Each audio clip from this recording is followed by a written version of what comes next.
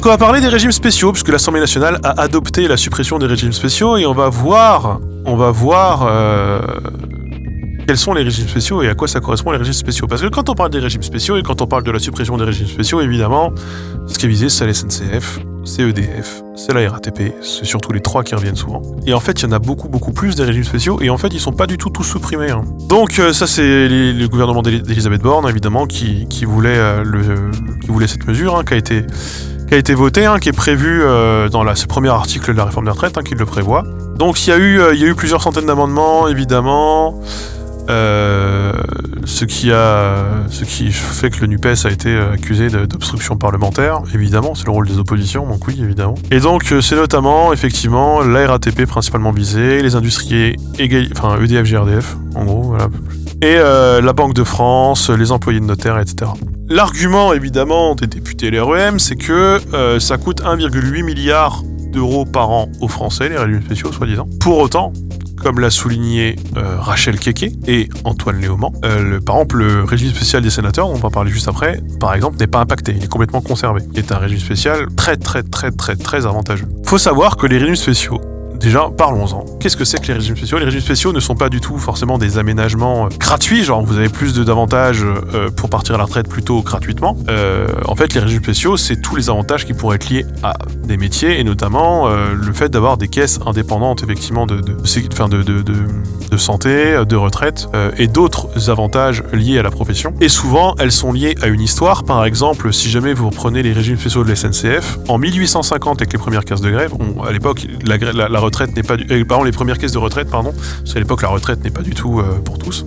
Et puis après, en 1909, ça visait à fidéliser les cheminots dans le métier, parce qu'en fait, à l'époque, on avait vraiment un problème pour recruter des cheminots qui avaient tendance à se barrer à mi-parcours dans d'autres métiers quand ils commençaient à vieillir, parce qu'ils avaient plus le physique pour faire le boulot, et ça coûtait cher en recrutement, et c'était chiant, et donc pour fidéliser les travailleurs, il leur avait été promis la retraite, et notamment une bonne retraite. Une retraite qui était en partie autofinancée, donc ça l'est beaucoup moins vrai, c'est de moins en moins vrai, et qui est aussi une retraite qui est aussi, effectivement, les cheminots partent plus tôt, au prix d'une surcotisation. Je crois que tu cotises quasiment double, par exemple, quand t'es cheminot et que t'es soumis au régime spécial à la base. Tu cotises quasiment double pour partir 10 ans plus tôt pour les roulants et 5 ans plus tôt pour les gens qui bossent en atelier. Donc les régimes spéciaux sont un coût pour l'État, par contre c'est indéniable évidemment, mais c'est un coût qui est en réalité stable, s'explique par un nombre d'actifs cotisants, des cotisations qui sont toujours plus faibles par rapport au nombre de retraités, ce qui est lié effectivement à une partie de la démographie, même si l'âge moyen d'un cheminot qui a bossé à l'équipement,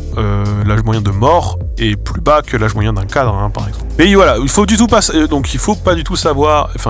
dire qu'il n'y a pas du tout que les cheminots qui ont un régime spécial. Je parle de ça parce que je connais un peu, parce que mon père est parti à la retraite à 52 ans et qu'il était cheminot, et qu'aujourd'hui mon père, honnêtement, j'ai pas forcément envie qu'il conduise un train. Il va avoir 60 ans l'année prochaine là. Je ne crois pas que ce soit un progrès social de faire conduire des gens comme mon père jusqu'à 65 ans ou je sais pas quoi. Moi, ça ne me rassurerait pas en tant que personne. Je suis pas sûr que ce soit une bonne chose. Mais bon. Dans les autres régimes spéciaux, le saviez-vous, il y a par exemple l'armée. L'armée de terre, donc les militaires partent dans l'armée tout court, les militaires partent en moyenne à 45,7 ans à la retraite. C'est l'âge moyen de départ à la retraite pour les militaires. Et pour avoir la retraite militaire, c'est 17 ans de service ou alors 27 ans si vous êtes officier. Donc c'est un régime spécial aussi, qui fait que parce que tu vas pas envoyer des soldats qui ont 60 ans.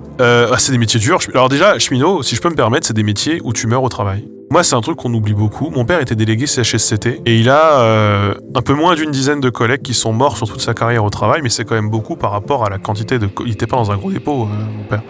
Il était à Chalindrey. Même moi, quand j'ai bossé à la SNCF, j'avais un collègue qui a failli mourir avec une bielle à péter En fait, il bossait, moi, au service thermique, à l'équipe thermique. Donc, on était sur la réparation et l'entretien des moteurs. Et il y a un moteur qui était défaillant. Et il a été là pour... En fait, il faut écouter le moteur. Et il y a une bielle qui a explosé le caisson en fonte et qui est passée à ça de son visage, à une vitesse énorme, puisqu'elle a traversé le métal.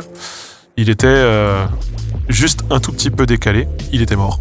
C'est beaucoup de bruit aussi, hein, la quantité, je crois que t'es à 120 ou 130 décibels dans un moteur de train, et le moteur en fait tu l'entends, enfin c'est vraiment très bruyant. Et quand tu bosses en atelier ou quand tu bosses sur la voie, tu peux avoir beaucoup d'accidents de travail. Sur la voie, il y en a qui se font écraser tout simplement. Ceux qui bossent en gare, en dépôt, il y en a beaucoup. Il y en avait un, mon père avait un collègue qui s'était fait tamponner, donc s'était fait écraser par un train. Enfin écrasé entre le train et ce qu'on appelle un taquet. Et voilà, et donc bon, bref, il y a plusieurs métiers. Effectivement, il y a tous ceux qui vivent dans les bureaux et ceux qui sont contrôleurs, tu pourrais dire bon voilà, mais en fait une bonne partie des cheminots en fait ils ne travaillent ni dans les bureaux ni en tant que contrôleur. Ils travaillent à la voie, ils travaillent à l'entretien, ils travaillent à la conduite, ils travaillent à d'autres trucs comme ça. Les cheminots qu'on voit en tant que passagers, c'est une très très faible partie du corps du métier en fait.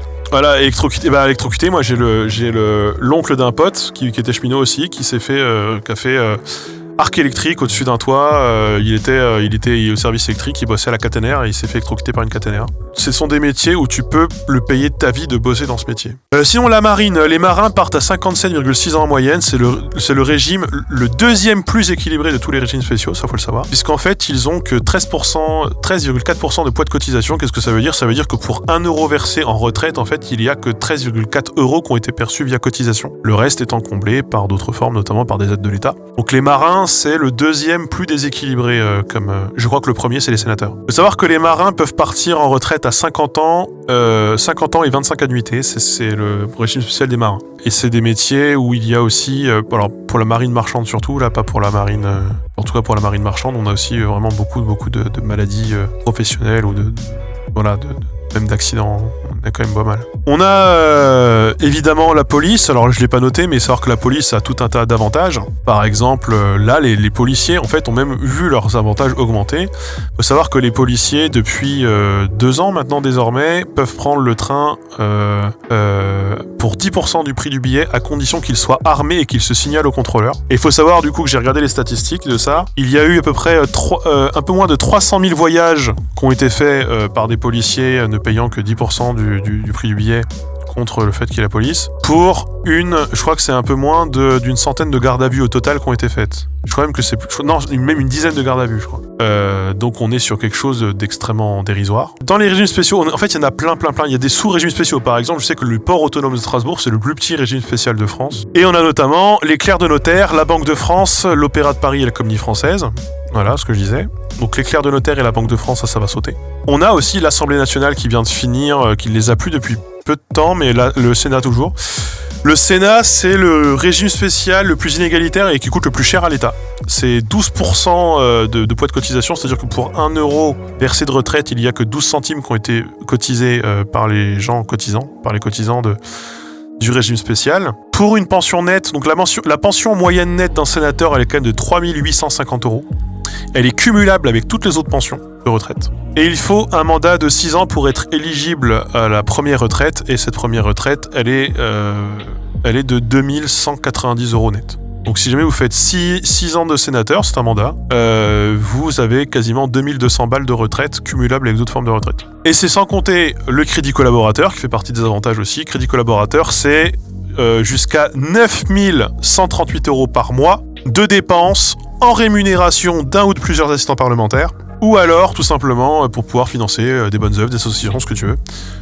Ce qui était possible, je sais plus si c'est encore possible, en tout cas c'était possible à l'origine. Donc ça se met très très bien les sénateurs, et les sénateurs, il n'est pas du tout question dans le projet de loi de supprimer ce régime spécial pour le coup, évidemment. Ça me fait chier, je trouve que vraiment on en a fait, vous voyez le truc de vraiment regarder la SNCF, pointer du doigt beaucoup la SNCF ou même la RATP en mode regardez, ces gens-là sont des profiteurs, l'État leur paye leur gigantesque train de vie à vos frais, etc. Ce qui est en partie évidemment faux, mais vraiment faux. À côté, si vous voulez, vous avez les sénateurs et là ça se passe.